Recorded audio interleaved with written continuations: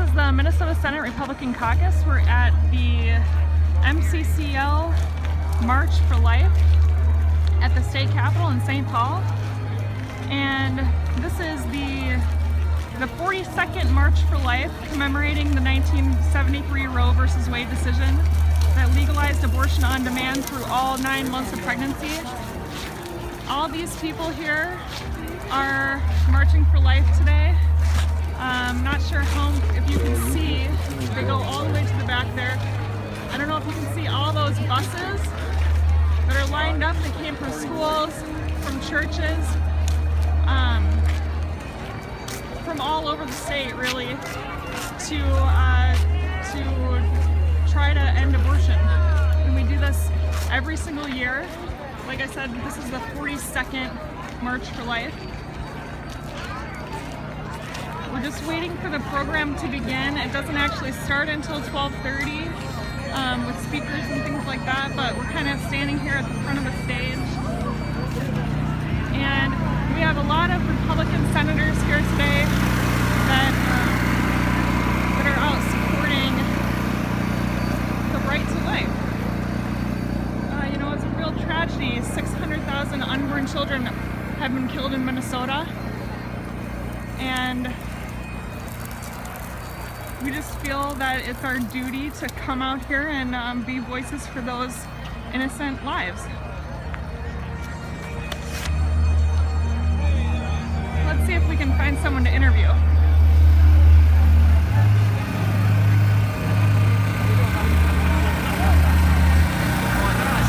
Senator Hall. Hi. Hi. Would you mind talking to us about why you're here today? Oh, sure. Can we start this Sure, we can step over here. Okay. You know, I think a lot of people, when Roe versus Wade started, thought they were going to be doing some help for families.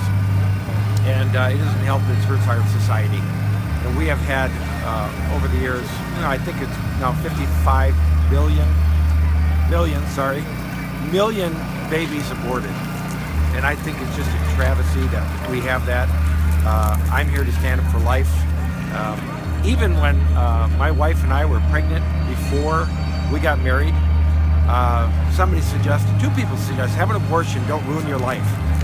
And I have Wow. 4 of the most wonderful grandkids from that son, my oldest son. And I work for him. I can't believe that they would have said that. Now it came to the point where a lot of people don't understand.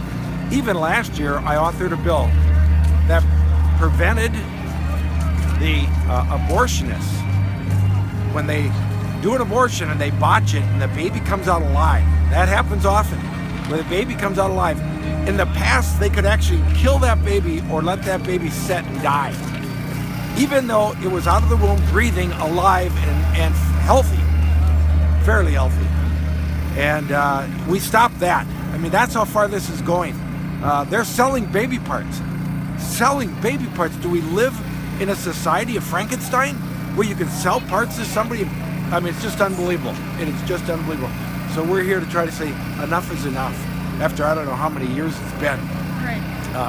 It's time to stop Since this the stuff. 70s. Yeah. Are you here? Do you come out here every year for this? Every year. I don't think I've ever missed a year since, probably in the 70s. Yeah. But the weather's pretty nice for some of the years that we've had, which are Right. really cold. So it's great. What did when you had kids? How did that? Well, you were pro-life before you had kids. I was. But did that change your perspective at all? Like once you had kids? Let me tell you the story. I'll be really honest here. My older brother was one of the people that said, have an abortion. Now he was not married, didn't have children. Right. 2 years later, when I came to Christmas with my little 2-year-old, my brother broke down crying. And he said, I didn't understand. Now he understands, and he said, I'm so sorry, and apologized. Oh my gosh. And there's no way I would have done that, but now Right. he had a little child. I mean, it was a young baby. I think he was only a year or less old, but he got it. Right. So, yeah, there's a big difference when you become a parent, especially. Yeah, absolutely. Well, thank you. I appreciate the interview. You bet. I appreciate it. Let's see who else we Yeah, can isn't find. this great? I love Periscope. Oh, Senator Hand. Thanks for coming to the rally. I am pro-life. at the rally. How many people are on there we're on right now? Periscope. Yeah. 13. 13 people We have are 13 watching it people from around watching the world. Periscope right now. Yes. Wondering if you can tell us why you're here and what this rally means to you. I've been here every year. We've had this rally since I've been in the legislature, and it is very powerful and very encouraging to those of us who are pro-life. It's a struggle, it's a battle. It was my generation that passed our Roe v. Wade, if you will. We need to undo it. We've made a lot of progress, and so that's really the key. Get people to come together, and they just encourage you to keep working at trying to make sure we protect human life. And so it's a really an encouraging time. Do you think that we'll see the overturn of Roe versus Wade? I think we will. I won't be this year, but I think in the next presidential cycle, assuming we get the right person in office, I think it's possible. I think we've made a lot of progress. A lot of people have learned more and more about what abortion is. And I think we really won over hearts and minds. Yeah, I think I've seen some recent, I don't know if it's polling or surveying or whatever, but it seems like the younger generation is starting to come around to this. I agree. As a social issue. I agree. So.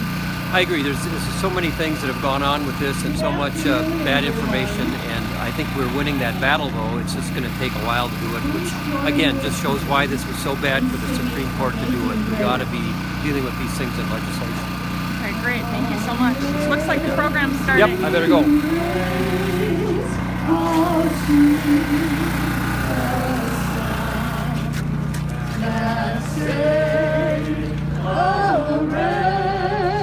Like me, I once was lost, but now am found. Was blind, but now I see. Was grace that taught my heart to feel, and grace my fears relieve. A precious gift, that grace so clear. The hour I first believed.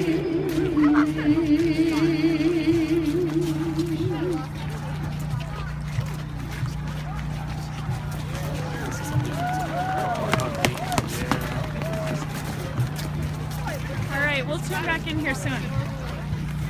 Please join me in help.